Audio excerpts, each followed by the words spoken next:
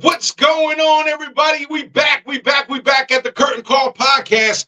It's your boy, the Spanish Fly, along with me all the time, my man, Nacho.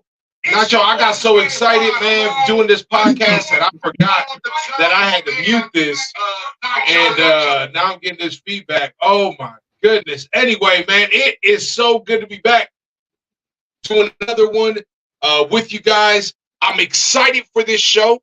We're going to, as you already know, the title of the show, we're doing our Smackdown recap. And my goodness, a lot of stuff happened on Smackdown. But before we get into it, Nacho, say what's up to the people. What's up, everybody? I hope you all enjoyed the first episode. I had a ton of fun doing it with the Spanish Fly. Super excited to be here, and can't wait to just talk more wrestling with y'all. I am excited for this show, Nacho. Nacho, did you enjoy Smackdown last night, man? Oh yeah. I will say it was a tad bit of a slow start in my opinion, but about halfway through, once they stopped censoring everything, it definitely picked up, and it was a strong finisher.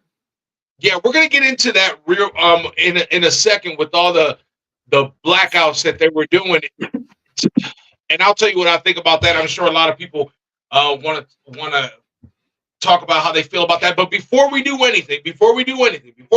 it, I do got to mention a couple things. Number one, happy birthday to Big E. Yesterday was his birthday. Happy birthday, Big E. Man, I hope we get to see him in the ring soon, man. I kind of miss him and the New Day, especially with the way that the New Day have been doing with this new gimmick that they're doing. They ain't taking no crap from nobody. I would really love to see Big E going in there. But once again, whenever it's your neck and stuff like that, you really can't mess around with it. We've seen it end a lot of wrestlers' career very, very, very early in their career. And Big E's just one of those guys. And I hope we can see him again soon, Nacho. Yeah, I would definitely like to get to see him because I've seen some of his stuff online. As I mentioned in the last episode, if you didn't see, I am fairly new to wrestling. I've only been watching fully since the last Royal Rumble, so it's been about a year now. And I've seen some of his clips and stuff, different things I've been watching on social media. It would definitely be nice, especially with the push that the New Day's been having recently, to get to see him come back. Because I mean, you have New Day, which is a group of 2 right now, going against Myriad, which is against 3.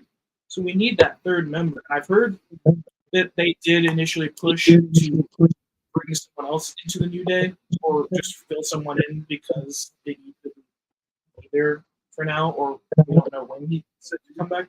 But they all, as a group, decided that they wanted to wait and they didn't want to replace him respectively. So I thought that was a pretty cool thing. Yeah, realistically, I just couldn't see anybody else in the New Day, man. It's the New Day is Big E, Kofi, and Xavier. And just to see somebody else in there, man, it really just doesn't. I don't know. It doesn't do it for me. It's just like if somebody was gonna, be the next member of the Shield. They're doing the Shield back. It just has a different vibe to it. But we hope Big E is able to come to the ring again, and if not, if we could see him in some capacity moving forward, because I think he was a very, very good talent, and he is missed. Now, this next thing I want to do before we get into SmackDown, Nacho, I did this in thinking of you because, like you told the viewers last week, that this is actually, you're new to this. You're new to watching wrestling. You watched it a long time ago. You stopped watching it for a while, and then you got back into it about a year ago, like you said, a year and a half ago. So I wanted to be able to do something every time we have a show. That way we can give you some history, so to say, of wrestling itself. So on this day, 31 years ago, the date was March 2nd, 1993. Something happened. Something happened where there's in this case, there's four legends that I'm about to mention, but one of them happens to be, you got to place him probably on Mount Rushmore. He's probably on a lot of people's Mount Rushmore, but he won a tag title in WCW. Nacho, any idea who it could be? Guy up on Mount Rushmore on this day 31 years ago in WCW, he won a tag title with his best friend, which I'll give you a hint on something. His best friend has a son who wrestles in NXT and used to be in AEW. Come on.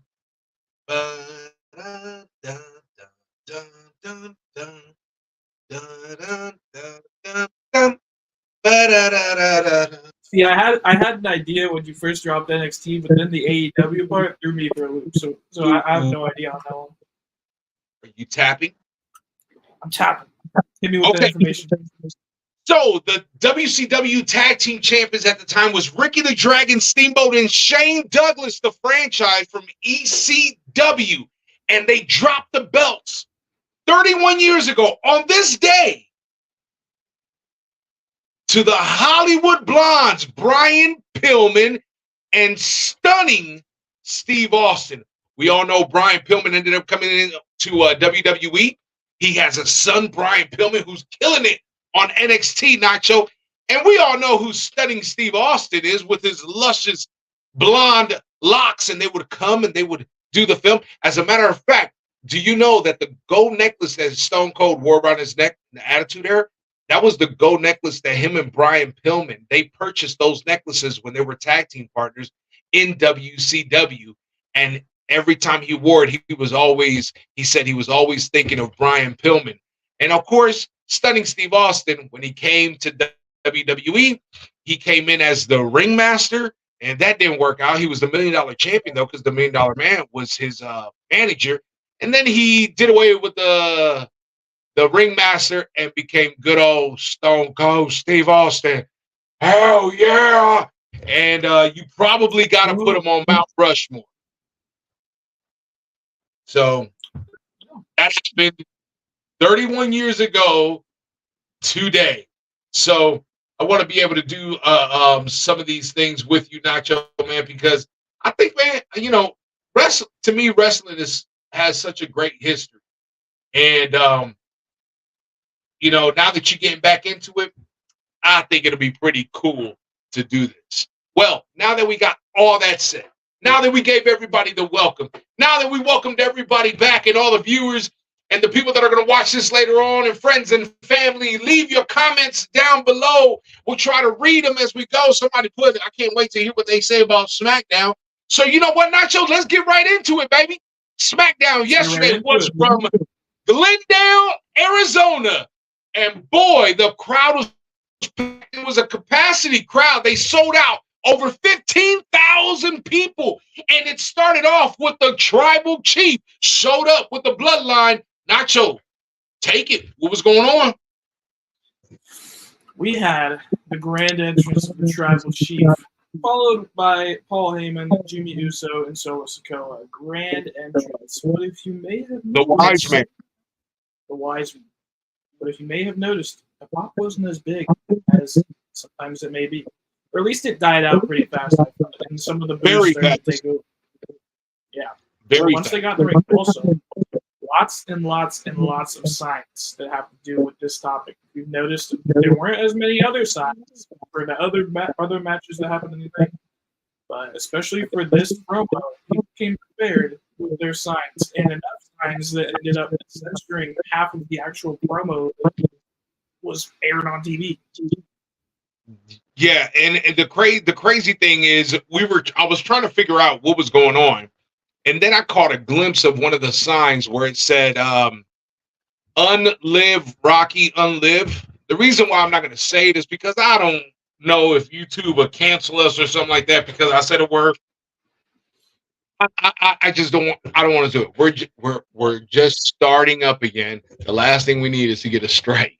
So it said "Unlive Rocky, unlive," and you can clearly see the sign when they did their final acknowledgement or whatnot. Yeah. But you're right. There was a lot. There was an initial pop, and I think the reason why there's an initial pop or an initial reaction of a cheer is because Nacho, have you been to a live event? Yeah. So, no matter what happens, when a bad guy comes out, when a good guy comes out, heel, babyface, whatever you want to call them, when they come out, your first reaction is, whoa, boo. You know what I'm saying? And it's because you're finally getting to see that character live and in person. So I think the first reaction was the pop when the music hits. Then when they see him, the booing starts. And when he does his spill and he comes in and he says, Glendale, Arizona, acknowledge me. And they were like, there was some people that acknowledge, obviously. There's always those idiots in the crowds that think that, yes, he's the tribal chief. And then, but it wasn't a lot of people. It was a lot of boos. And then he said, we're going to try this again. Glendale, Arizona, acknowledge me. And then it made it even worse. Then they started chanting Cody, Cody, Cody. And then he says, well, maybe I've said that we're in the wrong place. Phoenix, Arizona. And that really got them to boo. I didn't understand why they were booing so bad. I mean, and then I realized, hey, guys, if you guys lived in Columbus, would you like to hear people say, hey, aren't you guys from Cincinnati? And no, we're not from Cincinnati. We're in Columbus. And there's some really, I don't know what's going on with the people from Glendale and the people from Phoenix, but they're not, I guess they really don't like each other, and they're, I guess, only 10 miles apart. So there was more booing. He gets mad. He's about to leave. The wise man says, hey, wait a minute. We can't leave yet because this guy's, somebody's about to come out.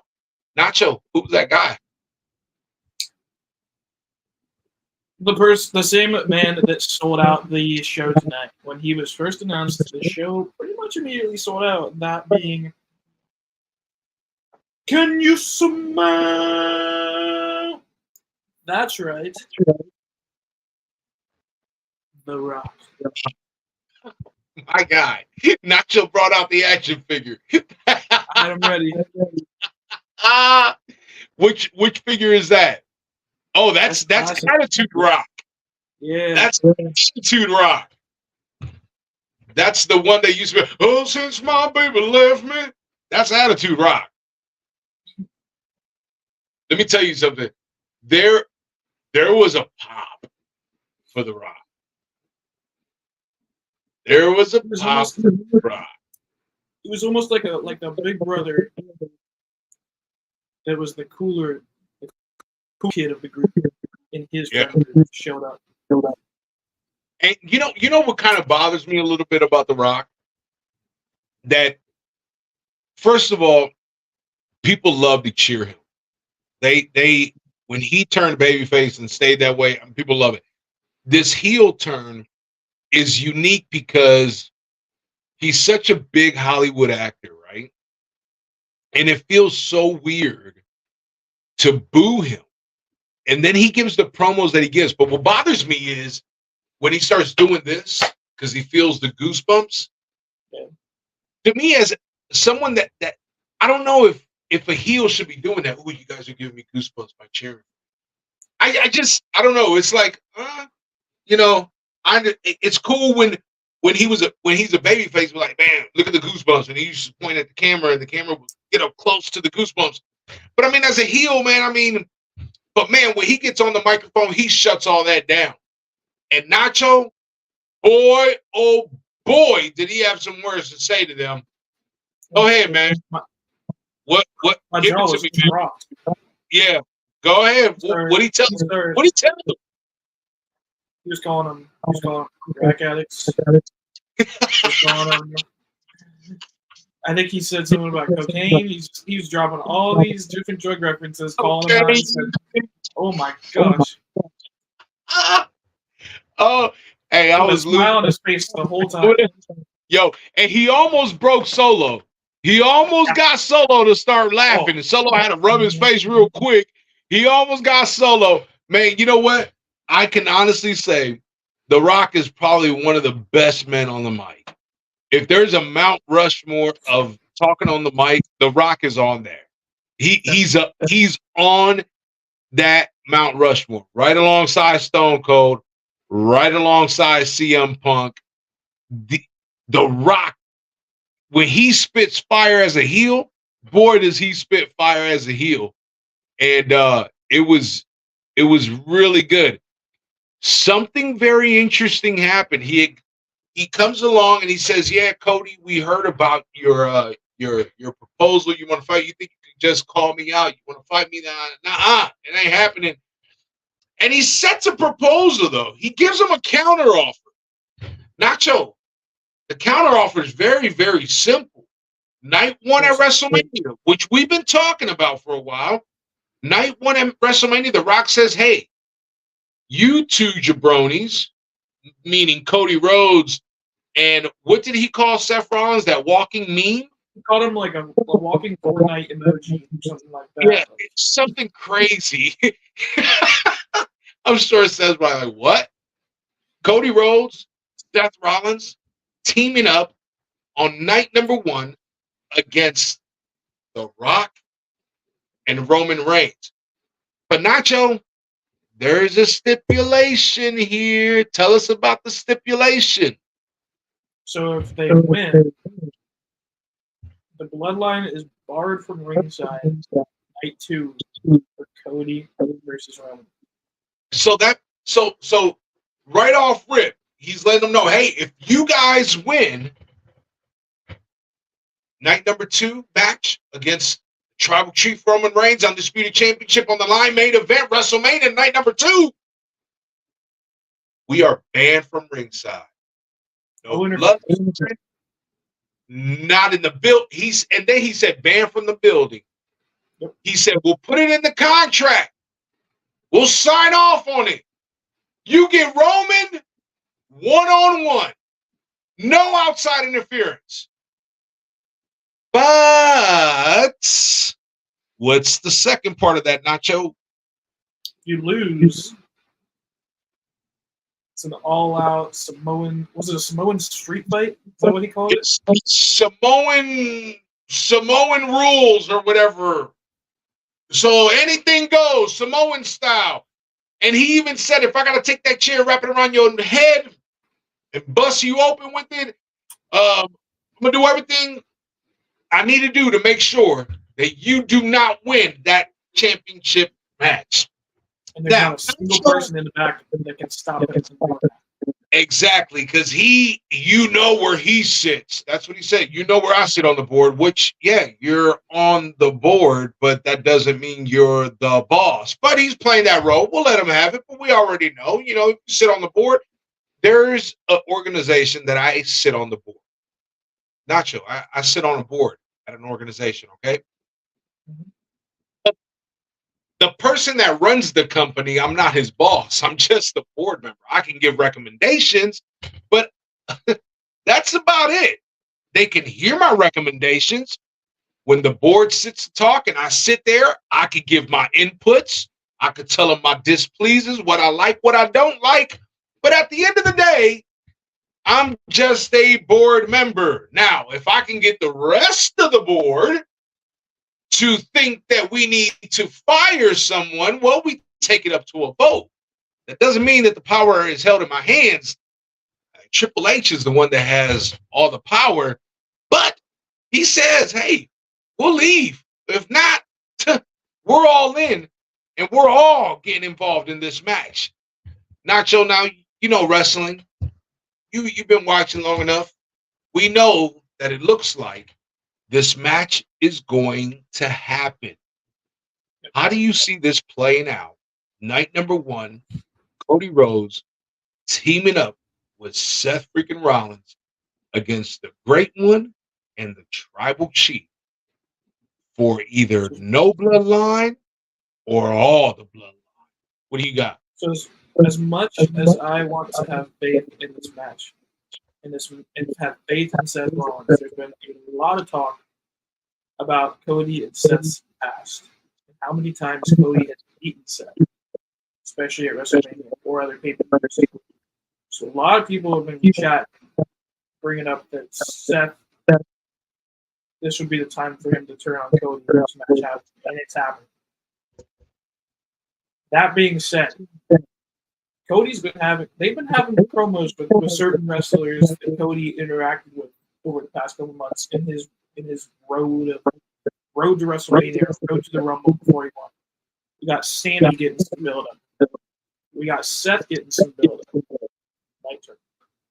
We got, Sammy's with Kevin. He was tied to Bloodline. We got LA Knight. We got Randy.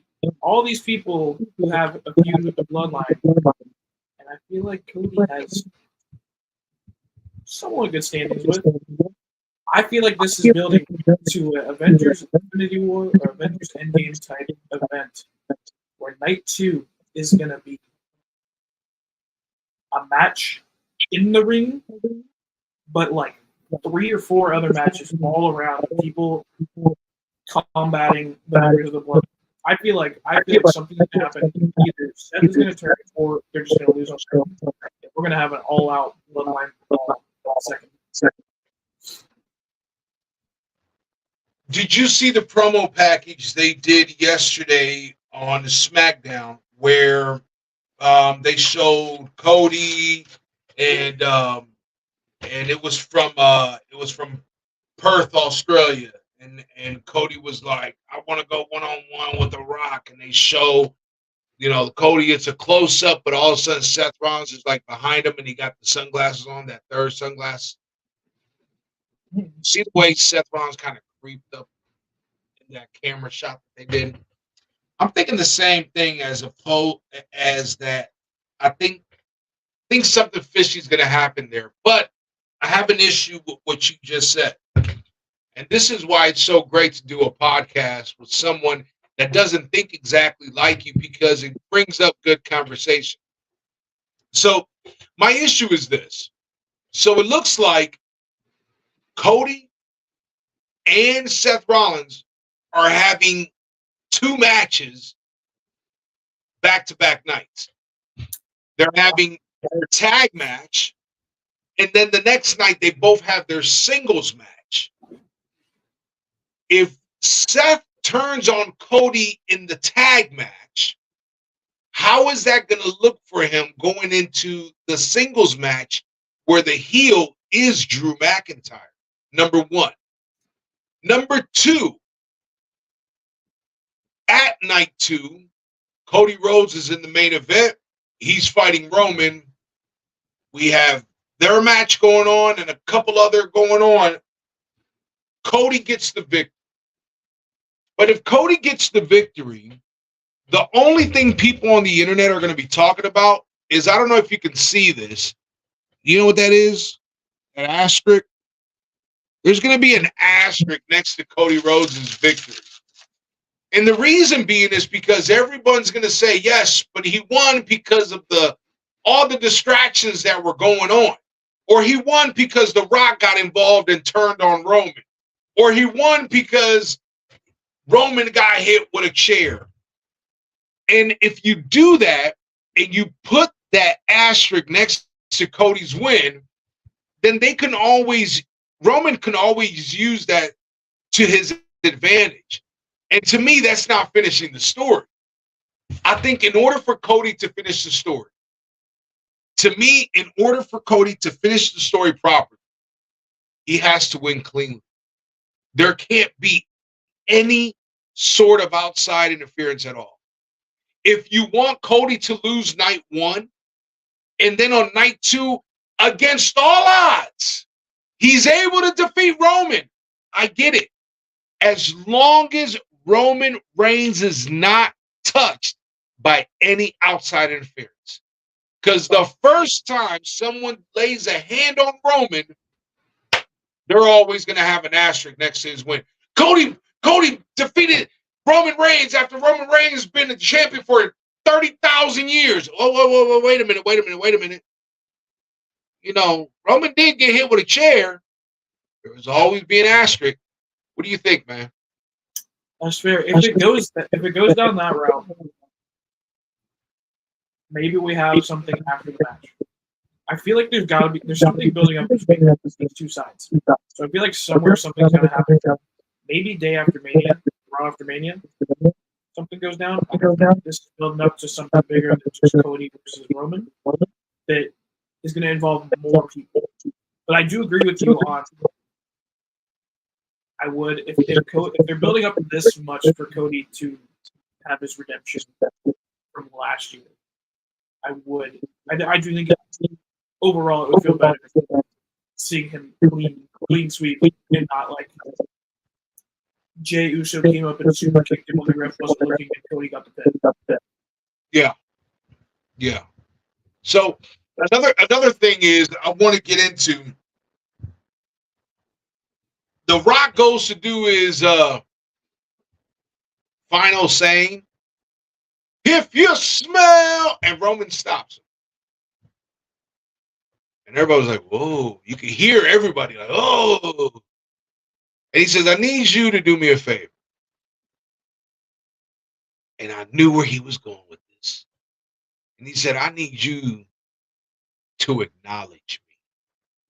You could hear the whole arena was like, oh. Rock takes off his sunglasses, says, your family, I acknowledge you. Puts his hand up, they give the clap. He goes in, if you smell, and he stops and he hands it to Roman, and Roman says, what the bloodline is cooking. But I don't know if I'm looking too deep into this, but it's already been twice. They go to do that acknowledge thing, and The Rock, the first time, had his L up the whole time. And then yesterday, if you go back and watch, he starts off like this. Very slowly, he puts his L out, and then he brings it right back. And I sent you a screenshot. Look at right there. Look at the way Paul Heyman is looking at The Rock. Like if he knows The Rock is up to something. He's not looking at Roman Reigns. He's not looking at the tribal chief. He's looking at the Brahma bull. He's looking right at He's looking right at The Rock. He knows something is up. Now the question is, we know that Roman and The Rock, eventually this is going to break up. Does The Rock turn on Roman, or does Roman turn on The Rock? It's a very interesting question, because if The Rock turns on Roman, how is he turning on him? Usually it's the heel that turns on the other guy.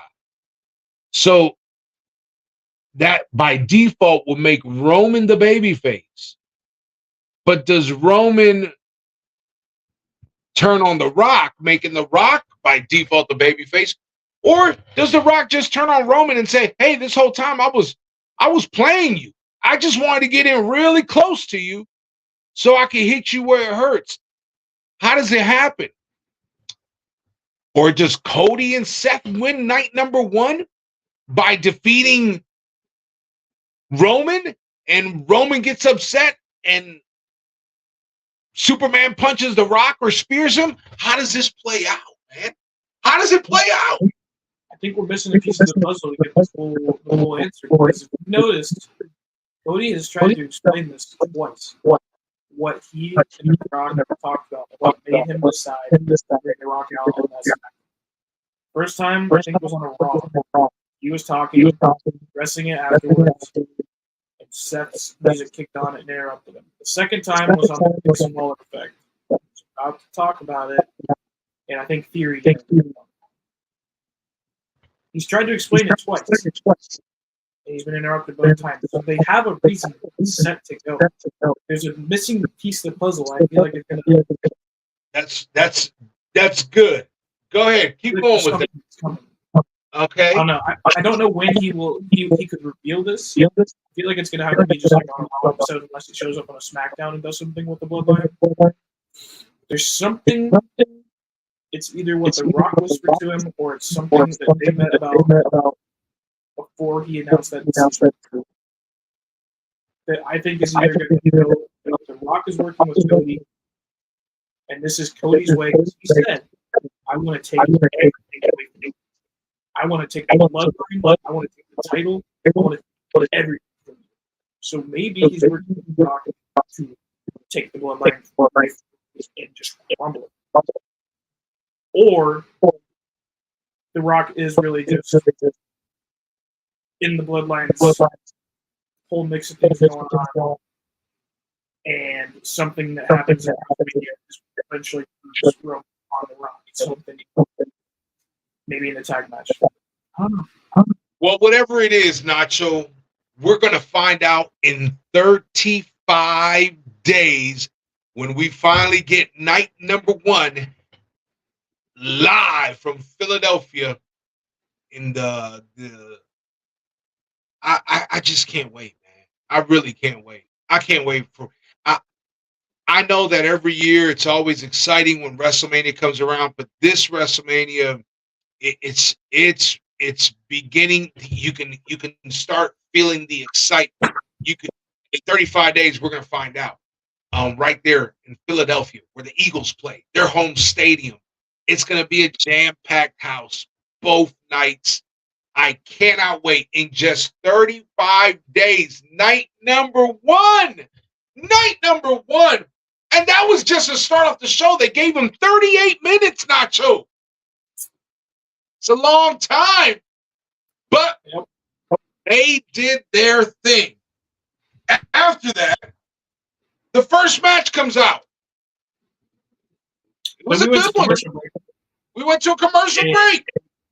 We went to commercial break, and it comes back on. The match is starting. The bell rings as commercial comes back on. Yeah. Yep. And I heard that The Rock, it was because The Rock went over. He was cooking so long that it bled into the next match, and they had to shorten it. Yeah, I'm sure they cut. We didn't even get Naomi's entrance. No. I think we got the tail end of Tiffany's. Of Tiffany's entrance. Yeah. And they didn't have a lot of time to do anything. But boy, did Tiffany do her thing. Tiffany's, man, Nacho, I'm telling you, this girl, man, this girl's good.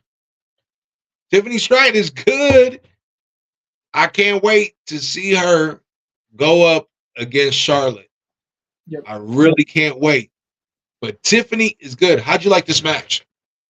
I thought it was good. It felt very fast paced, but I think that worked in its favor. That's how they rushed it. I liked the fast pace, especially with their movesets. Their movesets are very acrobatic, a lot of jumping around, and I think that worked out in the fast paced match. I'll stand by this until she fires it, I guess. I'll even hold it on right now. I don't think you're going to see better from anybody. The way she jumps on those hoops, I don't think I can ever balance her, let alone hitting all 3.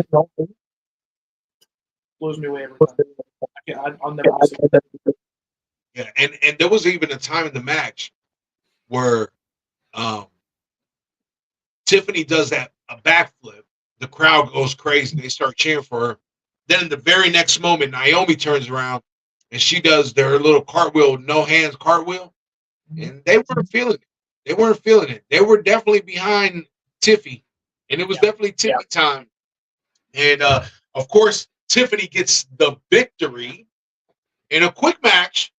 But Tiffany did do her thing. And I think the sky's the limit for this girl, man. I really do. She's something special, man. Every now and then you get, it's funny because lately the women wrestlers, those NXT girls, there's a lot of good ones there, man. There's a lot of good ones there. And just to see the way that they have been moving through the system and from where they're started into where they're at now, it's really good to know that the women's division is very, very, very strong, in my opinion. What do we have next, man? Next, we move right into the Warriors versus Bayley and How'd you feel about this match? For what the match was, because it wasn't long in itself, it was nice to see Bailey in the ring. I feel like, especially before the Rumble, we didn't get a lot of Bailey matches. And if we did get a Bailey match, it was a squash match. So to see her in the ring was nice because she was in the match the entire time. I don't know how I feel about the Warriors run. I just feel like WWE hasn't been handling them, at least in their promos, very well. They don't do a lot of promos themselves. They're very fun to watch. They're being shown as a powerful tag team, which is nice. Then, if you want to get into this one, something that's been building, especially with the Roman, quote-unquote attack last week on Dakota Kai.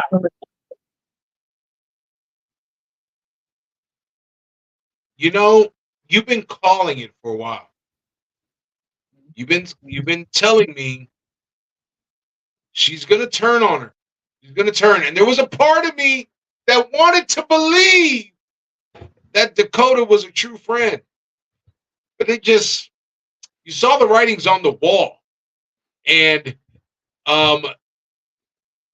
she turned on her quick, which I like this storyline. Why? Because it's almost like what Cody's going through, in a sense where now, against all odds, who is coming out to defend Bailey? Who's coming out to have her back? Because it doesn't look like she has anybody. So now she has to go up against Damage Control herself. She's by herself. Does she have it in her to be able to become the women's champion at WrestleMania, either night number 1 or night number 2? Or is she going to be one of these matches, title matches, where the fans will be left disappointed because she wasn't able to capture that title? I don't know. I've been saying now, though, that I feel 60% sure that she's not going to win the title at WrestleMania. And after last night, it made me feel a little bit even more. Of course, they turn on her. They beat her down. They tell her what they had to say. They go to commercial break. And when they come back, I was at 65% before the match. Then I became around 75 after the match. And then I saw something backstage. Nacho, when Damage Control got backstage after the commercial break and they're walking, they ran into somebody. Yeah. They ran into somebody. They ran into somebody we haven't seen very much. Ooh, they ran into Jay. Let me tell you something, man. When I saw Jay Cargill, I said, can Jay come out and kind of make sure at least the odds are a little bit better for Bailey? Because if that is the case, then all of a sudden, man, whoop, that number's starting to drop. And I think Bailey might be able to get this title if she has somebody like Jade to watch her back. They've been very careful on how they portray Jade. They wanted to make sure she is ready to go. But boy, standing next to Io, Jade looks like a machine. And she eyed Io. She eyed her up and down. And it almost made me feel like Jay was telling her, I'm the true champ. I'm coming to take over everything. Everything. You name the woman, I'm taking her spot. I don't know. But Jade could be Bailey's little backup there. What do you think, man? What do you think about Jade? So I'll show the picture again. I think they were holding Bailey there for a while and just kind of standing around. Like they missed something there. Yeah, and I kept waiting. I thought like we get Bianca or maybe the rate that Charlotte can recover, maybe Charlotte would show up. I thought it just seemed like they were holding for somebody to come out and help Bailey. Kept waiting for it, and then they ended up cutting. I just was confused because they were holding out for so long. But then when they showed Jade backstage, it started to make a little bit more sense to me. But I have also noticed they've been very careful about where they place her. They're showing her. Barely got anything. Jade's been signed. I don't even know how long ago. Yeah, it's been a while. It's been a nice little while. But I think that, you know, I think they're just trying to make sure that she looks phenomenal when she, no pun intended, when she makes her in-ring debut. And I think that I know for a fact they've been saying it. I mean, Shawn Michaels has even said it, that she's been training in the Performance Center like crazy, with the likes of I think Natty is the one that's been with her. So you know, I really think that they're just really taking their time with her, and I can't wait to see what they end up doing with her. But I do know that it would be nice to see if maybe Bailey could get some backup, because if she doesn't, I do not see her walking out of WrestleMania as your new SmackDown Women's Champion. That's fair. That's fair. I wanted Bailey to win.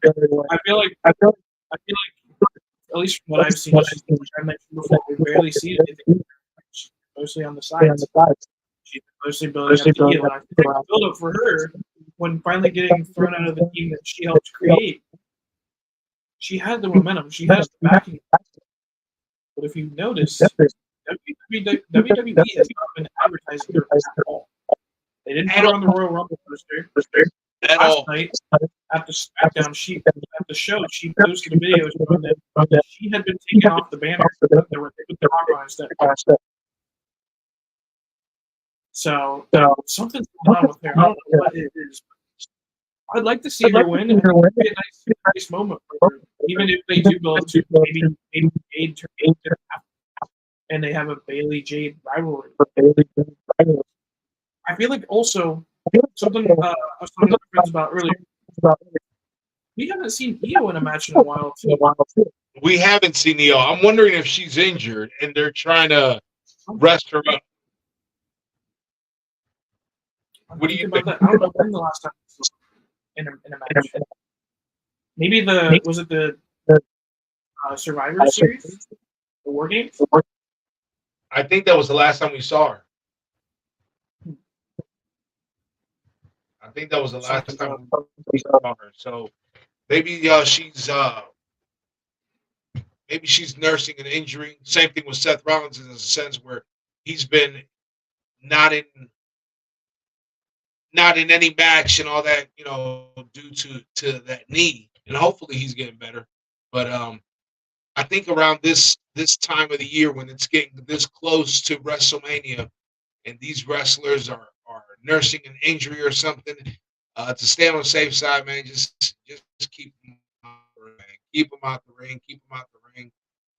As long as we're seeing them, and as long as they're able to still talk and give their promos and all that, we won't even notice that they haven't wrestled that long. So that's where we're at on that. After that nacho, what did we have next, my guy? Next up, we had Braun Breaker, his SmackDown debut. Woo! Braun Breaker, the Steiner boy. Mm-hmm. Who do you go up against? He went up against, I wrote this down because I had never heard this person before today. He went up against Zion Quinn. Yeah, so Zion Quinn used to be in NXT. Okay. Very good wrestler in NXT. I was kind of upset with the squash match because Quinn is a really good wrestler. He's really good. And but I understand why they're doing it. They're trying to build up Braun to be this beast mode guy. I just hope WWE is not trying to build him as a Goldberg-esque type guy. That's what I don't want. Because Braun Breaker can actually go really well. He can wrestle for someone that hasn't been in the business that long. Man, it's like obviously it's in his blood because his dad and his uncle are Hall of Famers, Rick and Scott Steiner. So I know that Braun Breaker has it in his blood. There's no question about it. He has the look, the physique. He has it all. He gets a huge pop every time he comes out. I just don't want to see this building him as the next Goldberg because to me, he's better than that. But I understand where they're going with this. And I think they're just trying to get his feet wet a little more on SmackDown before they start putting him in some really good matches. And I know that he's going to be good. But hey, one spear, boom! That's all it took. And Quinn was out for that 1, 2, 3. By the time it was over, Quinn didn't even realize he was staring up at the lights. And Braun Breaker was already headed back to the locker room. So Braun Breaker wins that match in a squash match. And then, right after that, we had a commercial break. And I was in the kitchen grabbing my drink. And all of a sudden, I heard some familiar music. And I right away thought of you, Nacho, because I know you like this guy. I know you like this guy. My hands up. Coming out of commercial break, I heard. Do you know what cool is? My boy Carlito comes out. And of course, Carlito gets the pop that he's always getting. And it's good to see him back in the WWE, man. Every time I see him come out, man, I really get excited because, you know, I really, really like Carlito. Comes from a huge, very big wrestling family, very famous wrestling family. It's another one that's not talked about as far as second, third generation wrestlers. His dad being Carlos Colon, those amazing matches against Abdullah the Butcher in Puerto Rico. Of course, you know, me being from Puerto Rico, I saw a lot of those matches. Grew up watching Carlos Colon. Grew up watching Abdullah the Butcher, Carlos and Bruiser Brody. So, of course, seeing Carlito back in the WWE, where he belongs. And he comes out there, had a really good match with Santos, but in the middle of the match, something happened. You want to tell us what was going on? So in the middle of the match, honestly, just to start, this was honestly my match of the night. They came out cooking. Like the crowd was with them, which was nice to see. Sometimes I've noticed, especially halfway through an episode, the crowd will start to trail off a little bit. They're using items. Carlito's looking underneath the mat or underneath the ring. He found an apple. He pulls out the candlestick. He pulls out the candlestick first, but he found something better. It was that nice bright red apple. Yep. I lost it when I saw that. Yep. Honestly, I felt like both sides had a lot going for them. We had you're gonna have to help me with the names, but we had 2 other members from Santos' group. Humberto. Mm-hmm. Okay, and then what? We had the two LWO members comes out. Those 2. Yep. And then Mr. 619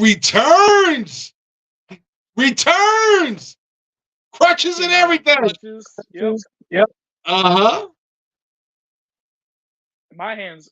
I thought my hands were high up when the Carlito song came on. I was about to stand up when I heard Ray's music. Hey, When he took that crutch and started swinging for the fences, boy, Oh my gosh. he was looking to take somebody's head off. He was wearing the Great Muta mask as well. Uh-huh. And I then thought that was definitely fun. Definitely fun. And this is where the match Carlito. honestly took off. Uh-huh. We had all the members in the ring. I was hoping Zelina would come out. We didn't get anything with Zelina. What are you gonna do? But we had people jumping off the ropes out of the ring. Santos came back in the ring. Carlito Crazy. immediately spits the apple in his face, falls down on the ring, or on the ropes, I mean. It's lined up for a 619. Beautiful. Beautiful Boom. 619.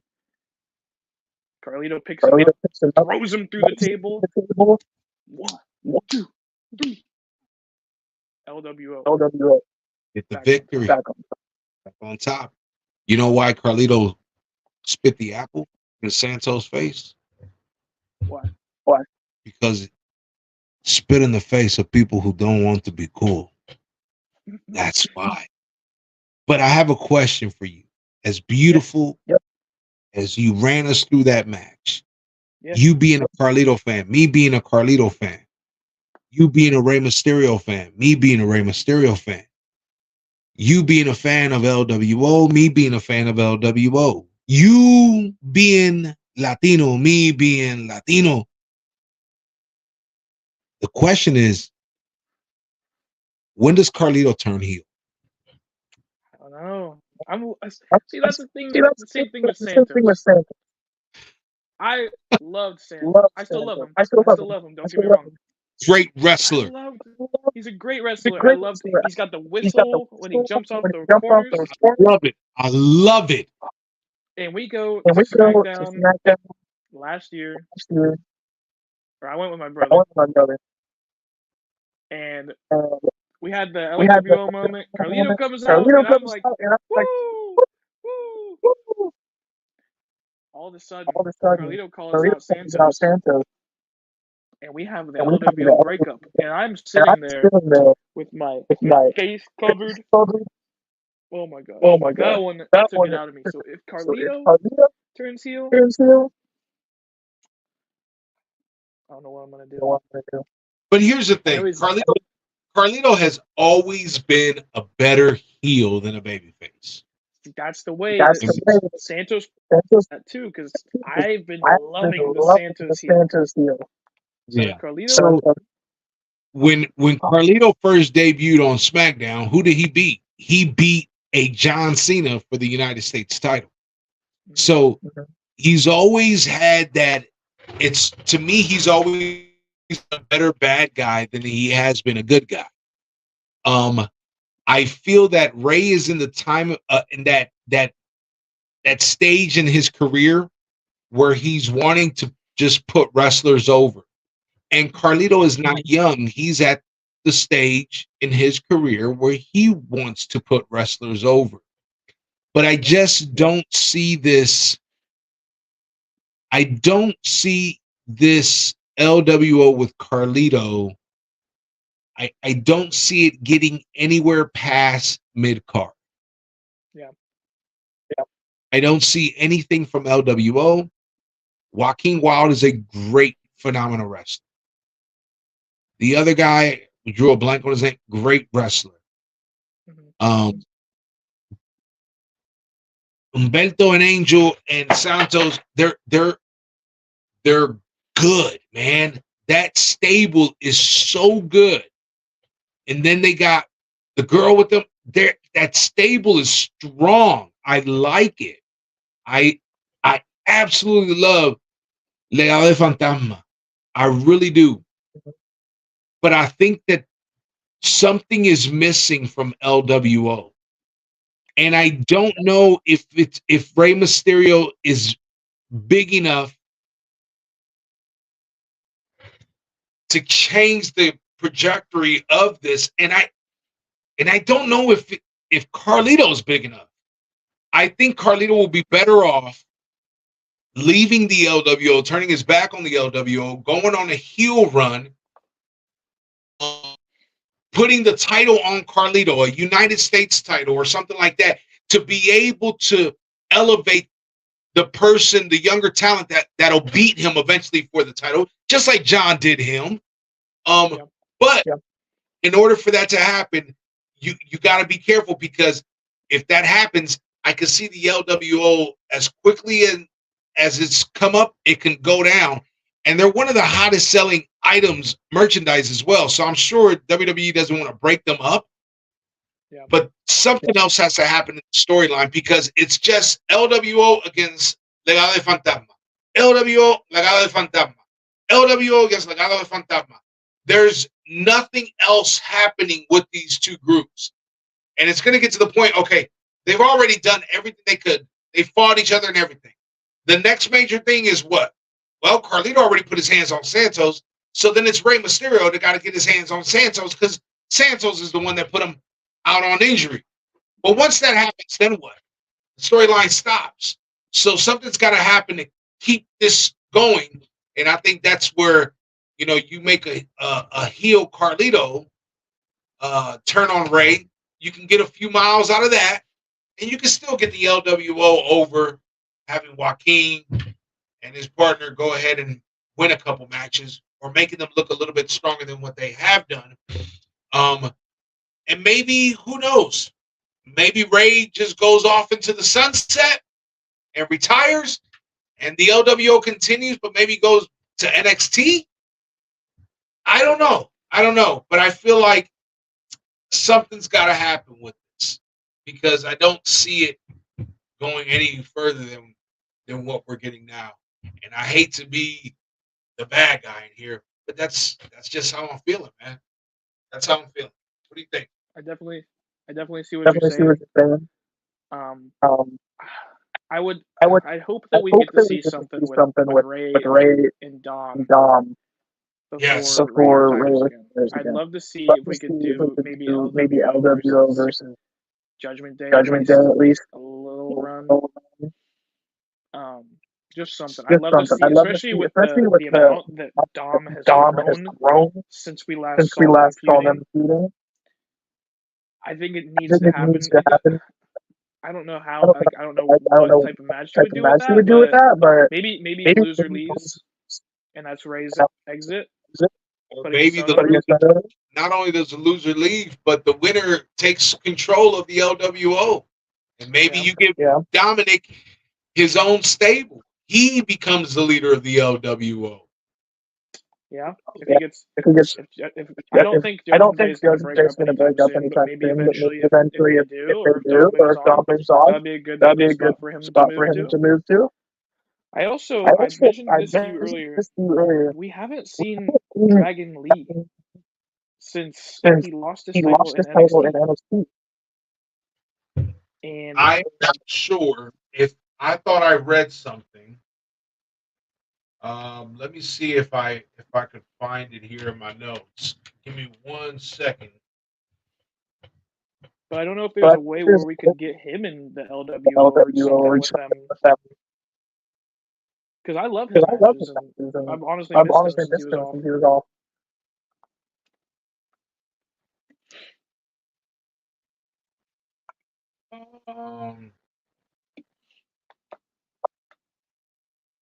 Yeah, I can't find it offhand what I had read. It wasn't not too long ago. But besides, I mean, I think Dragon Lee will be a great installment into this feud, whatever he does. I think they need a nice it'll be like a boost of energy almost, or a second life to them. Because right now they really are getting at a to me personally, they're kind of getting at a stalemate. But hopefully something can happen soon. It's kind of like Alpha Academy with the Viking Raiders a couple months ago. Exactly. Yeah, I'm not seeing anything on Dragon Lee. I don't know if he's nursing an injury or whatnot. I would assume, because he was featured so strongly on Smackdown. I mean, he was featured hard on SmackDown. Yeah. They were having him on TV every single week. So I doubt they're just keeping him off TV. He's probably injured. Yeah. He's probably injured right now, unfortunately. So, yeah. Yep. After that, what do we have? Nacho. After that amazing match, we went backstage and we saw Nick Aldis talking to Pete Dunne and Tyler Bate. Huh? They were talking about tag matches. They wanted another shot at the tag titles. And Nick Aldis gave us a little hint that something is coming. An announcement is coming from him and Adam Pearce about the tag titles. What do you think is going to happen with that? I think they need to split up them titles. I think they need to split up the titles. That's it. They need to split these titles up. There's too many tag teams right now for the titles to be hijacked by one team. And what a better way than to have the Judgment Day. Look, at the end of the day, I think the Judgment Day, somehow or another, they're going to turn on Damian Priest. I think Damian Priest, to be able to get his push, to be able to cash in that Money in the Bank, unless they do it something totally different. But I think he needs to be out of the Judgment Day.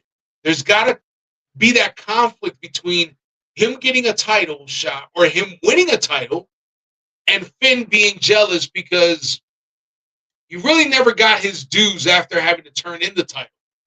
And that being said, I think what better way to break up or kick Damian out, have Damian be the one that loses both titles. Have them lose the title, have them lose the SmackDown titles to Pete Dunne and Tyler Bate. And after they lose the SmackDown titles, it was Damian Priest that got pinned. And then they go ahead and do the Raw titles and have them lose to insert a Raw tag team there and have him be the one to take the fall. Then what you do is you tell them, hey, man, you know what? We have been losing because of you. You're the one. And kick him out. I think you can go ahead and create a storyline with that alone. And also, when is he going to cash it in? You know, everybody thinks WrestleMania, but I mean, realistically, he has until a little bit after WrestleMania to be able to make that cash in, unless he wants to do it at WrestleMania. But they got to split these titles up. I am tired of seeing unified this and unified. No, split the titles up. That way, more tag teams can become champions. Because then you can be able to do stuff. You'll be able to create storylines where maybe the LWO can go on a run with the tag titles. Right now, we can't think that way because the tag titles are being held up by a dominant group. So we got to split them up the same way they did it with Roman. They have to do that with the tag titles. If they did it with Roman, since they did it with Roman, you would have thought the tag titles would have been the first thing they split up. But that's how I feel. What do you feel about these tag titles? I'd love to see them get split up because they've just been building up tag teams in general. Even if it's not a title match, they're having tag team matches on Raw that are crazy. They've got Awesome Truth. They got the Creed Brothers. They got Alpha Academy. They got DIY. You got all these teams that want a shot at these tag belts. And they get maybe one week against Judgment Day. And it's just, That's it. Yep. I'm looking at some of the somebody just put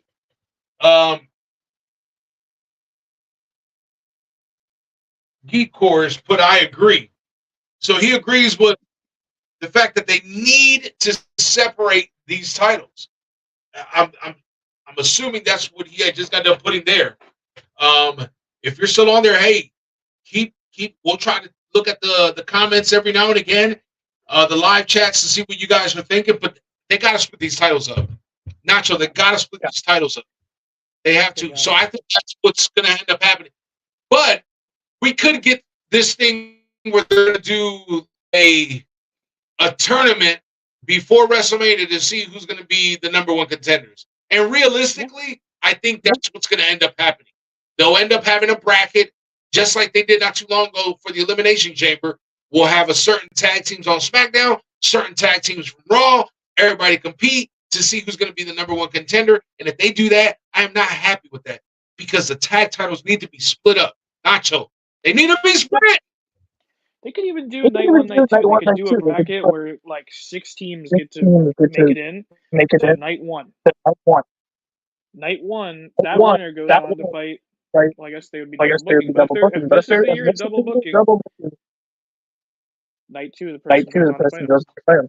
Or that's just the thing that happens on the SmackDown before. Yeah. But I mean, that's just a way to get more people on the card. And I think that's. I'd be fine with that. So after the Nick Aldis thing, what do we got?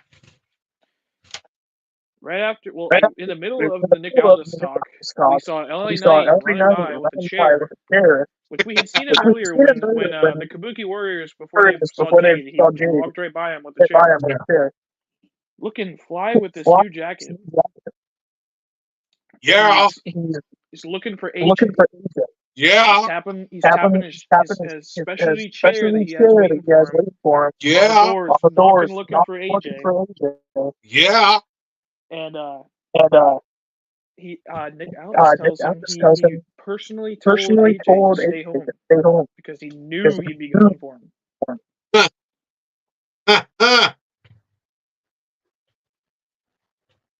What do you think about the rumors? There were rumors that came out that we were going to have LA Knight versus AJ at WrestleMania before Elimination Chamber.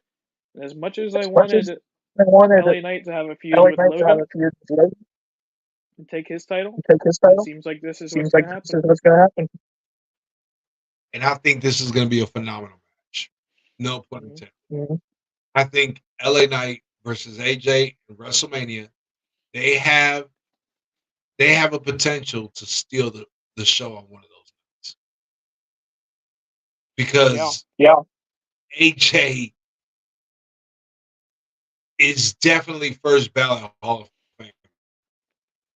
And LA Knight proven before coming that he's that good. LA Knight, where he's just Eli Drake in TNA, in NWA, and all over the world, he was that good. WWE was just a bigger stage for him to be on. So for him to be able to get a Mania match against the phenomenal one AJ Styles, that'll definitely be probably a night number 1. I think it has a potential to steal the show. They're that good. They're that good. So after this, what happens? After this, we see Austin Theory walk out. Surprisingly with Grayson Waller, because earlier on in the show, they were chatting it up in their locker room, making fun of videos, and Randy Orton walks up behind them, catches him in the act. He says, "I want one of you tonight." That was probably the greatest segment. The reason being is because they're making fun of the way Logan knocked out Randy. And they're making fun of him, and they're making fun of him, and they're making fun of him, and they're making fun of him. Randy comes in from behind. There he is. Randy comes in from behind and says, "What do you guys, hey, play it again." And they're like, "Oh, shoot, Randy caught us." And they're, he says, "No, play it again." Oh, there it is. And Randy's talking through it. Oh, and boom, and he knocks me out. And then all of a sudden, Randy says, "But you know what? I have an idea. How about one of you guys meet me in the ring tonight so I can rip off your heads, and then And he says, and the best part is, you guys get to decide who's going out there. And all of a sudden, Grayson Waller once again throws Austin Theory in there. And when he smacked Austin Theory on the back, that was amazing. And they go out there and they have a match. And they have a great match. And I know what a lot of people are going to say. Oh, why? Did you see the botch that Randy did? Yeah, we saw the botch. And we also saw the way Austin Theory fixed it. And the best part of that, Nacho, was the way Corey Graves explained what happened. He did it so well that I said, yeah, that's right. That's exactly what happened. It wasn't a botch. It wasn't. It was that the rotation and the Corey Graves did an amazing job. It was an amazing, amazing match. What a good match. What a good, entertaining match. And Kevin Owens on commentary was great. It was so good. Anytime Kevin's there. So great. Hey, Nacho, what you think about when Randy takes Austin Theory on the outside of the ring and they're over there by the table and he's like, smash his head up against the table. Yeah, can you pick him up and do that thing where you drop him on the table? Oh, my. I was losing it. They came back over the table and Kevin was like, that was crazy. The move that he hit him on was crazy because he took out all our monitors to watch the match with now, so we're just going by what we can see. So good. It was so good, bro. He also said, like, do you need me to move my water bottle over so you don't spill it? Yeah. He was like, Randy, do that thing. Do that thing, Randy. Oh, dude, it was great. It was great. Then we get the finish. Yeah. It was a nice RKO. Beautiful RKO. Beautiful RKO, man. Oh, man, it was so good. So good. Man, he probably has one of the cleanest finishes right now in wrestling, man. The way he just dude, something else, man. It's good to see Randy back, man. It really is. Yeah. So you want to talk about You want to talk about his back with Theory? Yeah, so one thing that I saw was when I saw the match, so we get the when Theory does the blockbuster, when he gives Randy Orton the blockbuster, if you go back and watch it and you pause it, when he's giving Randy the blockbuster, he puts his shoulder above Randy's. That way Randy can hit flat. That way his back is just flat. And then when Randy Orton is giving him the RKO, you can actually see Theory's hands grabbing onto Randy Orton's back to make sure that he's being pushed out. That way Randy can land as flat as he can. And that just shows me the kind of professional that Austin Theory is, that he's making sure, got to make sure that this guy is taken care of. I want to make sure that I'm not the one that caused him to get hurt or anything. And I'm not sure. Obviously, I wasn't there. But at the end of the match, you actually see Randy say something to him and then gets up to start celebrating. And I don't know. He could have probably said, hey, good match or good job or something. But Austin Theory really played safe. When Randy slips off the ropes that he's not able to do that superflex off the top rope, he went ahead and threw himself over. He made sure that, no, because I know what it's like. I've had back surgery. I know what it's like to tweak your back doing something dumb. And maybe by the momentum, Randy trying to push off and he's not there and he slips. By having Austin Theory go up anyway, it takes that pressure off the back. So I thought it was very interesting what was going on. You could see how well protecting he was to Randy Orton. He was very protective of Randy Orton's stuff. I thought it was a great match. I thought Austin Theory did an amazing, amazing job. One of those wrestlers that I have on a list of underappreciated, because I think he's very, very, very good. And of course, Randy being Randy, it looks like we might get Randy and Logan Paul. Logan Paul is on SmackDown next week, so we need to watch out for that.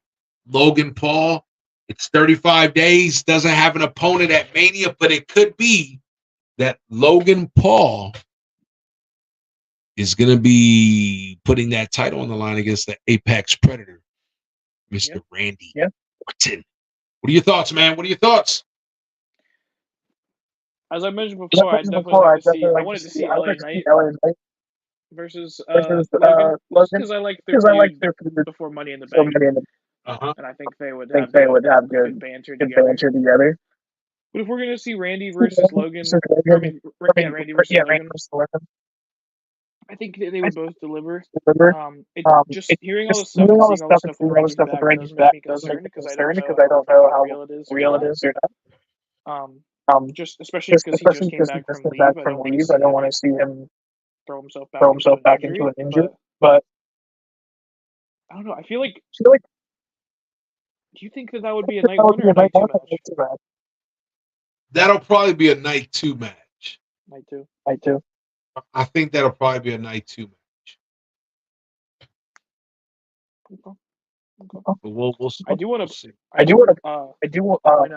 point out that at the end of the match, Grayson Waller, he kind of intervened, kind of threw himself in there after he was celebrating.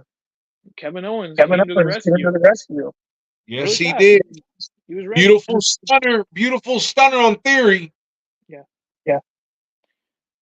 Then all of a sudden, that was beautiful when he goes to stun Grayson Waller. Grayson Waller pushes him away, turns around, walks right into an RKO out of nowhere, and then you see them giving each other the fist pump. Are we getting is this like I don't know. I'm getting a Randy Orton and Riddle vibes when I saw that. So who knows where this is going? But it's going to be interesting. What's your tag name? What's the tag name? RKO. Well, yeah, man, I fell right into that. That's so obvious. Yeah. If it works out, it works out. You really ain't got to change nothing. After they go off the air, Randy Orton giving his thing, all of a sudden they have a little dark segment.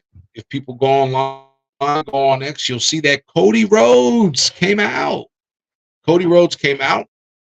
Beat up on Waller, and then he got involved with the crowd, and he asked the crowd, I got a question for you guys. Was The Rock here tonight? And they were like, whatever. And he said, what did he say to you guys? What did he say to you guys? It looks like Cody Rhodes had a cousin that was in the audience. He asked a cousin, hey, what did he call these people here tonight? What did he say? And his cousin got on the microphone, and his cousin said he called them crackheads. And he said, hey, there's kids here. And he called out Randy. He called out the Rock again. He's going to finish his story. The crowd went nuts. And that was it. That was your SmackDown show for yesterday. An amazing show. Really good action from start to finish. There were a couple matches that had to be cut short due to the long extended promos that were done in the beginning of the show. But all in all, that show, I thought it was a really good show. I actually enjoyed it. Definitely. I had a lot of fun with it. And I'm liking the path that we're on towards WrestleMania. Each time an episode comes out, I get more excited for that. I get more excited for that for April. What day is it in April? 6 and 7. 6 and 7. Right around the corner. Yep. But that's not the only thing that's happening in the world of professional wrestling, Nacho. As people know, we cover everything here on the Curtain Call podcast. We cover it all from WWE, NXT, AEW, and speaking of the other company, AEW, they have a pay-per-view tomorrow. It's called Revolution, and this pay-per-view is coming to you from Greensboro, North Carolina. And that's where we're going to see the Icon Sting. And I want to give the rundown of the matches real quick. All right. So, in the pre-show, we have Julia Hart. We got Julia Hart, Sky Blue, Chris Statlander, and Willow Nightingale. This is going to be a tag match. So it's going to be Julia Hart and Sky Blue versus Chris Statlander and Willow Nightingale. On the pre-show number 2 match, we have the Big Bang Scissor Gang, and they're going to be going against the Bullet Club. So we got Matt Caster, Anthony Bowens, Billy Gunn, Austin Gunn, Colton Gunn, and Jay White, Jeff Jarrett, Jay Lethal, Willie Mack, Private Party. So that's a 12-man tag match. A 12-man tag match.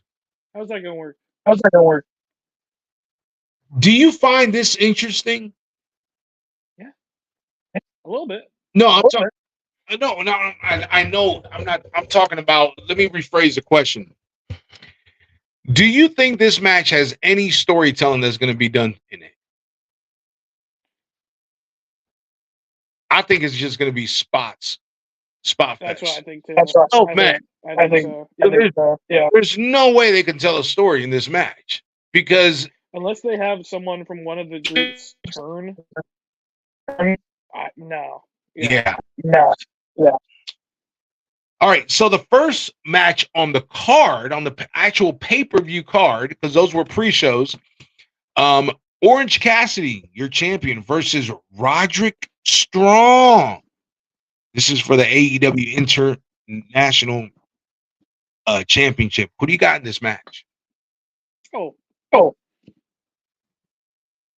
Orange Cassidy for sure. As much as you want to say Roderick Strong. It's part of that group that's been building up. The Kingdom. Is that what they're called? I think. Is it the Undisputed Kingdom? Undisputed Kingdom. I think that wins this. Why? Because he's going to have Matt Taven and Mike Bennett out there. I think this is the time where Roderick gets his first AEW singles title. I think eventually it'll be nice to see that for him. Yeah, I think eventually this group is going to have all the titles in AEW. I will tell you. Like I mentioned, I'm new to wrestling. Okay. First person I got attached to on the AEW roster was Orange Cassidy. And I've been hooked ever since. Okay. Say what you want about his gimmick. And if it's gotten stale, he's been showing up on other properties, defending his title recently. And every time he comes up, he puts his hands in his pockets, and he's doing flips. People go crazy, bouncing off there. That impresses me. So anytime Orange Cassidy is on the card, Saudi title. I gotta root for him. Yeah. I gotta root for him. I don't know how he does it because I can't even walk with my hands in my pockets without tripping and falling. So I give him props for that. I mean, I just still think it'll be Roderick Strong that takes it away. That fourth match, though, this is going to be a good one. You got a 3-way match for the AEW World Championship. Samoa Joe, your champion, versus Hangman Adam Page and Swerve Strickland. Swerve went out. So tell me, who you got in this match? I don't see Samoa Joe dropping this belt. You don't think he's going to drop it? I don't think he drops it tomorrow. If he drops it, I'm pulling trigger on Swerve. Yes. My man.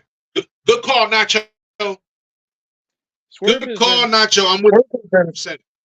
He's been such a highlight. Especially with Prince Nana. He's got the song. He's got the dance. And he has got the performance in the ring. Super over. Super over. I love it. The next one. And I've loved And it. I've loved the feud I with love the Hangman feud and with Hangman Swerve, but I still think there's but more I that still could go think there there's more that could go there. Yeah. in longevity. Yeah, and I still think Samoa Joe doesn't need a title, man. I mean, he's Samoa Joe. So, after that, we got Timeless Tony Storm. Mariah May, and she's going against Deonna Purrazzo in a singles match for the AEW Women's Championship match. Do you think that Deonna takes this title? Not a chance. Ooh. Mm-hmm. Tony Storm is on such a train of I don't even know how to describe it. Her character has been doing so well. Especially stuff that I like to look out for is camera work. And what they've been doing with the promotions for her when they meet as they're going up the ramp, and they have half the screen in black and white, half the screen in color. There's something special about this character they've been doing with her. I think she's got a little bit more time holding the title. So you don't think Deonna Purrazzo comes in and takes the title right away? She could. Well, I'm with I don't you. think so. I don't think it's time. Yeah, I think Toni Storm still holds on to this title. I think she's doing good work. Whether people like her character or not, she's doing good work. She really is. Yep. And there's something about there's something there's something about that look that she gives that just it just works for her. It works for her. Mm-hmm. Now this next match is going to be a hard hitting match. We have my boy Eddie Kingston versus Bryan Danielson. Now, this is for that Continental Crown. Mm-hmm. Tell me what you think about this match. After you tell me what you think about this match, tell me who you think comes out of this match victorious. So this match for me, I've been more exposed to Eddie recently than I have Bryan. Just because of Bryan's injuries. And I missed Bryan's whole time in WWE. So I'm pretty unexposed to Bryan compared to Eddie. No, I really liked Eddie's build up before he won the cup in that tournament. I liked the promos they were giving him. The underdog hero. And when he got his moment, I thought that was fun. But I don't know if I don't know if I have an opinion on the way this match is going to go. Okay. If Bryan is here to stay and he's ready, pull the trigger on him. But if not, keep it on Eddie because I think Eddie's been doing. I think he's been doing fine. I'd like to see him. I'd like to see him get a new feud. I don't know.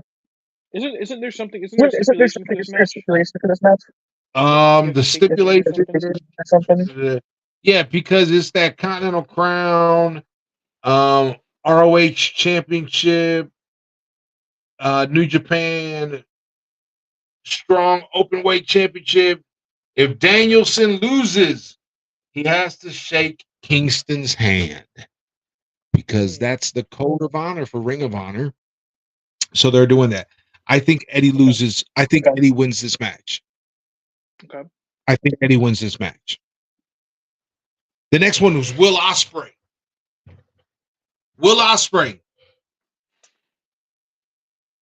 He's going up against Konosuke. And flat out, I think Will takes this match. I think they're going to start pushing Will Ospreay very big. Definitely. What do you got? Definitely. I'm not very exposed to either of these people. Uh-huh. So I don't know. Have they interacted outside of this? I think they did in New Japan. Yes. Okay. As a matter of fact, I know they did But in New Japan. Yes. I don't know. I think I Will Ospreay is going to be the next person they push. Hopefully to MJF levels. I don't think he's going to. We have to see MJF come back at some point. Yeah. But I think Will Ospreay is going to be one of their next top people. Just remember, just 2 years ago, Will Ospreay was the number one wrestler in the world. Yeah. The guy's that good. After that, we have Christian Cage with Kill Switch and Mother Wayne and Nick Wayne versus Daniel Garcia. What do you got, man? What do you got? It's for the TNT championship. Yeah, man. There's still more story to be told. Yeah, I don't see Daniel getting it right now. I don't see Daniel Garcia getting it. I think if they hold on a little bit longer, it's going to make it that much better when they finally get Christian to drop it. I think Christian is probably the one consistent thing. I don't know. I don't know yet. Ask me that in a couple weeks. Yeah. But I just don't think I don't think he's dropping it tomorrow though. No. Don't think he's dropping it. They still have some tension between him and Kill Switch too. Yeah. They can go that route, but I mean we've kind of seen that too. I don't know where they can there's still more story that could be told. Yeah. And I think that by having Christian drop that title, I think it kills what else they can do with this. The next match, FTR versus the Blackpool Combat Club, Claudio and John Moxley. It's a tag team match. No titles on the line or nothing like that. Who do you got in this match? So before I say who I have, so I fell behind a little bit when they started this build up.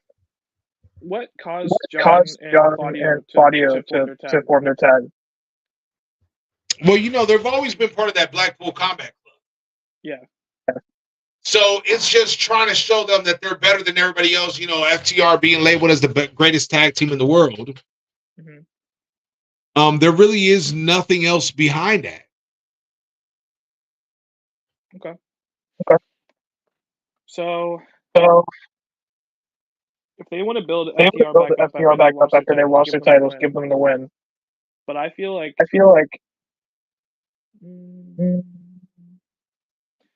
don't know. I'd like to see Moxley and Claudio win. I like Moxley as a champion, and I think it'll be interesting if they got the pop on that one. What do you think?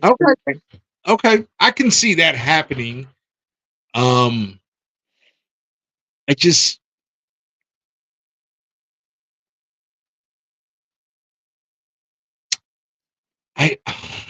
don't know. The reason why is because there's a part of me that feels that John Moxley's days in AEW are being numbered. Yeah. I have this strong feeling that he's going to be making his way back to the WWE. And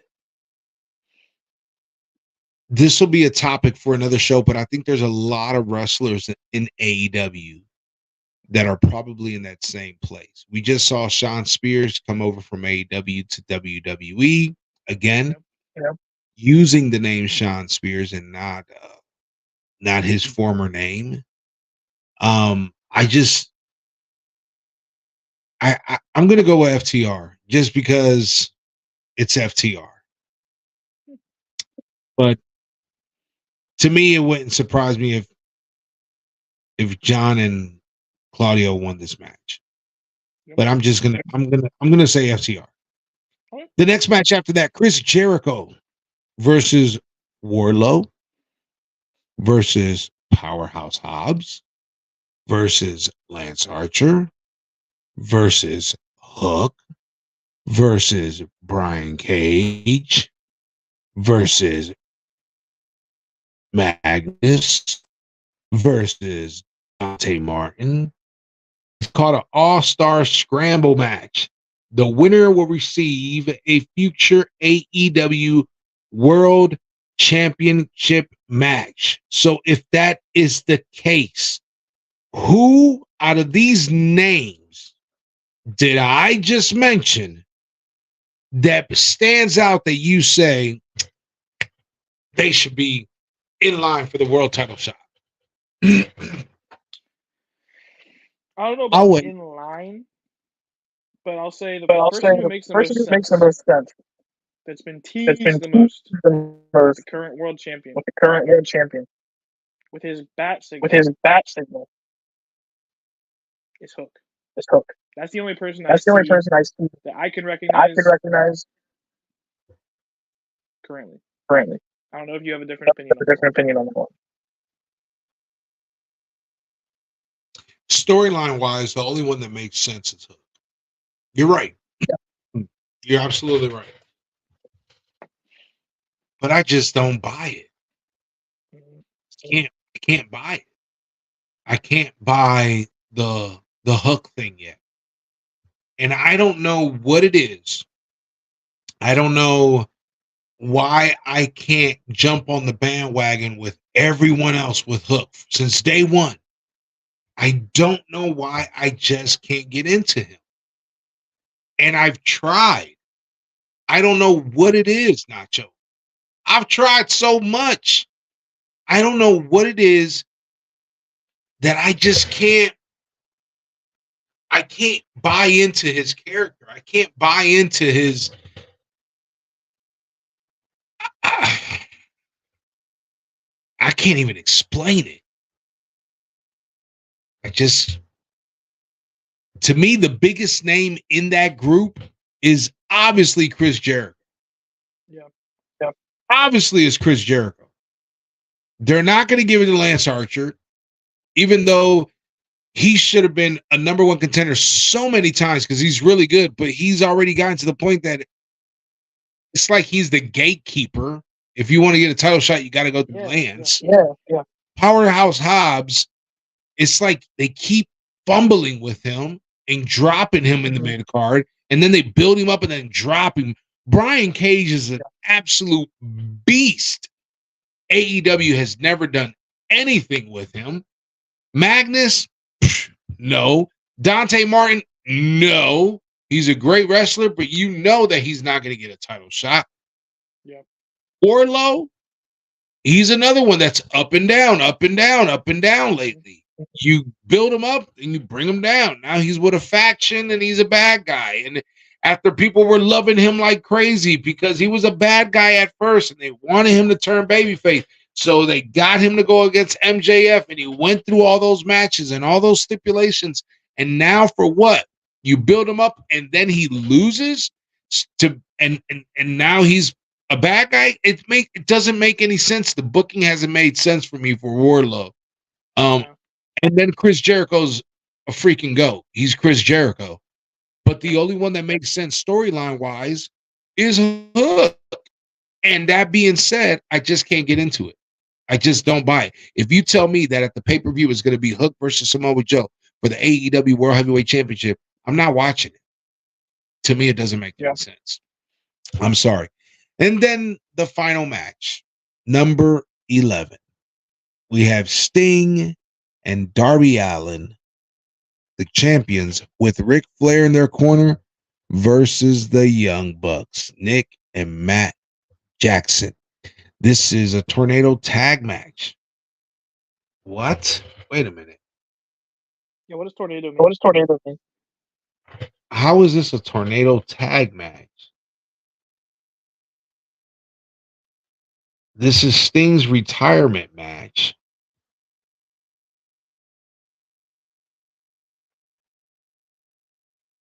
Okay.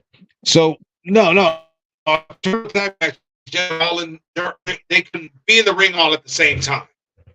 So, okay. There's really not a lot of tags going in and out because you can just come in and out as you go. This is Sting's last match. How do you think this goes? So this one has And I'll been tell you how. this one's been interesting to me because it's Sting's last match. You'd think they want him to go out with a bang on top. But then he won the tag belts with Darby. Is he gonna leave with the belts? Is he gonna is he gonna win and then next week just give them up? Sting is very old school. He's very old school because he's from the old school. Mm-hmm. In the old school, when a wrestler is leaving, calling a quits, you put the next guy over. I think Sting and Darby Allin dropped the belts. I think the Young Bucks take the titles. They walk out of there. I think they give Sting. You could do two things with this. You can give Sting his standing O. They're celebrating Sting. He walks up the ramp, and he's gone. Yep. You could have the Young Bucks win because Ric Flair gives Sting a low blow, turned on Sting. You know, that was their feud. That was his feud for many years. Or you can do what I would do. And I know people would not like this. But man, you know, Sting takes the 1, 2, 3. He takes the pin because he's the one that's retiring. So he gets the loss. You know, the Young Bucks grab their titles, immediately go up the ramp, get out of there. That way Sting can have his final bow. You have Darby tell him it's okay, stands him up, lifts his hands up, and have Darby just clock him. Leave Sting laid out in the middle of the ring. Have Darby walk up the ramp. And then next week, the following week, on Wednesday, you'd say, I did it because you were holding me back. You can do all kinds of stuff with that. Now, of course, you're going to turn one of the biggest baby faces in the company a heel. Yeah. But if you want to see some more eyes on your product, sometimes you got to push the button. And sometimes you got to do stuff. Right now, look at the people that you don't have wrestling at this moment. Kenny Omega, not wrestling at the moment. MJF, not wrestling at the moment. Adam Cole, Bay, not wrestling at the moment. There's a lot of big stars that don't have wrestling at the moment. And if you want to make another great heel, big heel, and add another person to the main event spots that are being left because of wrestlers are injured or something, why not? Why not make Darby Allin all elite? Make him part of that Young Bucks, you know, boys, like he said in that promo a couple weeks back, where he took a shot at them and kind of praised Cody, that the crowd started yelling for Cody. Why not? I think that'll be amazing. But in case you guys weren't paying attention, that's 11 matches on this card. That's a long pay-per-view. That's an extremely long pay-per-view. And the emotions are going to be high. They're in Greensboro, North Carolina. They're going to be waiting for the arrival and the final match of the Icon Sting. I remember his first match when he was called Blade Runner with the Dingo Warrior, who ended up being the Ultimate Warrior. Their first match in World Class Championship Wrestling. I remember that. I remember that match. I remember saying, who are these Road Warrior wannabes? And all of a sudden, he went from that to Sting, and his star power just took off. Became one of my favorite wrestlers. Great match. I truly appreciate all the memories Sting has given us throughout the years. There are people that don't know anything about wrestling, but they know the name Sting. And there's not too many wrestlers that have that kind of impact. So big ups to Sting. He wrestled in all the promotions. He's one of the few wrestlers that wrestled during the age of your different promotions, your different territories. Then he went to NWA. From NWA, the transformation from NWA to WCW. From WCW going on to TNA. From TNA going on, you wrestled in New Japan as well. From TNA going on to the WWE, even though that was a short, story there and didn't last too long, and then he got injured, and we never thought we'd see Sting again, and all of a sudden he pops up in AEW. So a very definitely Hall of Fame worthy. He's in the Hall of Fame. He's definitely worthy of being in the Hall of Fame. An amazing testimony. Anybody who's religious, anybody who follows Christianity and all that has an amazing testimony. It talks about how he changed his life and everything, how he was lost and he changed his life. I think he has an amazing story. And all the wrestlers that I've heard interviewed about Sting in shoot interviews, no one has ever said any negative thing about him. And that's amazing, because you don't get that. So it just tells you the kind of guy he is. So it's gonna be kind of bittersweet in knowing this is Sting's last match. But hey, man, I think he's had a long career, a long, illustrious career. And he deserves everything on that night. But I think, that being said, I think he takes his L. I think he loses. He's 64 years old, bro. His debut was in 1985. Hello. 85, my dude. So that's revolution for you. That's gonna be revolution. Those are, and then we're gonna make Monday, when we make our video, we'll recap the pay-per-view. And you guys tell us in the comments, who you guys are picking. I'm wondering if anybody agrees with us. If you don't agree with us, tell us what you think. Why don't you agree with us? Let us know.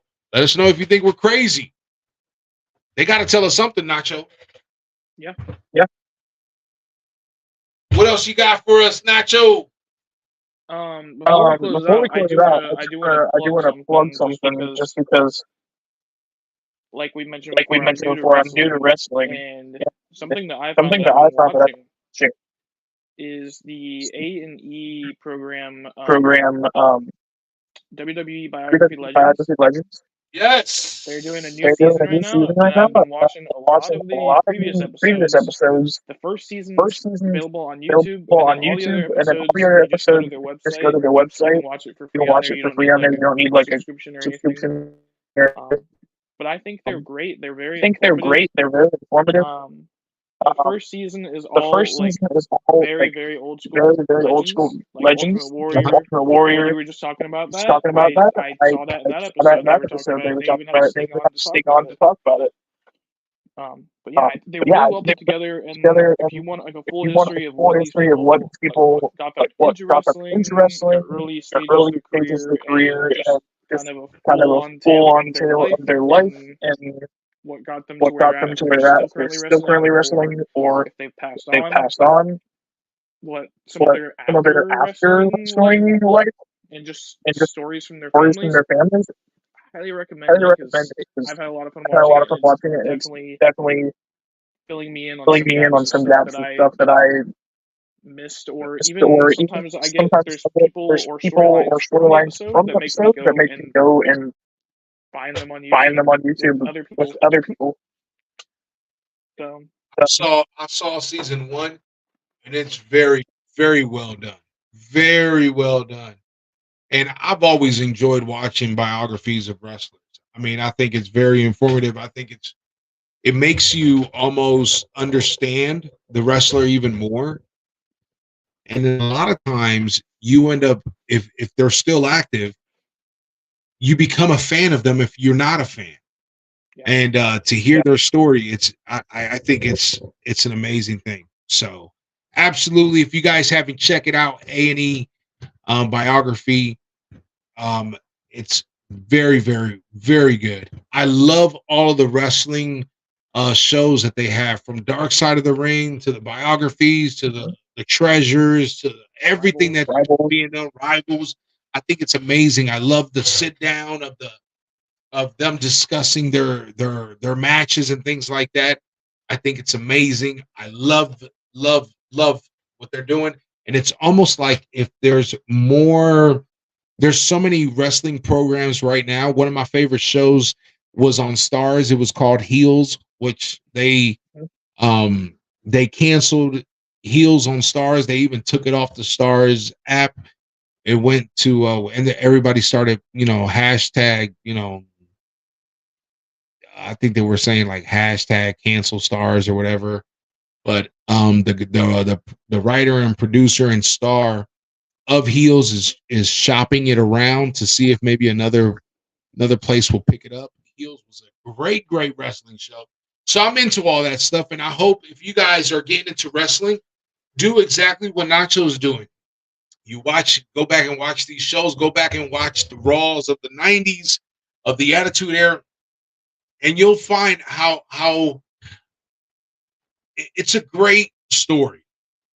It's great being part of the wrestling community. I absolutely love wrestling. I've been watching wrestling for many, many, many, many years. So it's our passion. People think we're crazy. People want to say different things about it, but it's our passion. Just like some people are a fan of the Marvel universe and the DC universe and all this and all that. Hey, you could be a fan of the WWE universe, of the AEW universe, of any wrestling. You could be a fan of the wrestling universe. Yes, we love our titles. We have them up. We throw up 2 sweets. We do the DX stuff. But I mean, at the end of the day, we are just wrestling fans. So can't see me, the John Cena stuff. When I was younger, I would go around telling everybody when they were like, man, how are you getting so big? I used to tell them, hey, I eat, train, say my prayers, eat my vitamins. I pray, train, say my prayers, eat my vitamins. That's all I did. It was because that's what Hogan preached, and I was a Hogan fan. I'm still a Hogan fan. So we absolutely enjoy the wrestling family, and we welcome you to the wrestling family. And this is where you can get all your information from WWE, NXT, New Japan, AEW, all right here on the Curtain Call podcast. Nacho, we did another one, man. Another almost 2 hours in the books. We got to start bringing these down. But once we start talking, man, we just can't stop. 2 hours, Nacho. I know. It felt like less than an hour. It felt like less than an hour. It really did. It really did. Everybody was watching that time too. Absolutely. Thank you for all the comments. People were commenting and stuff like that. We got somebody that put booyaka booyaka because we were talking about Rey Mysterio. Somebody put, I always loved Carlito. Awesome character.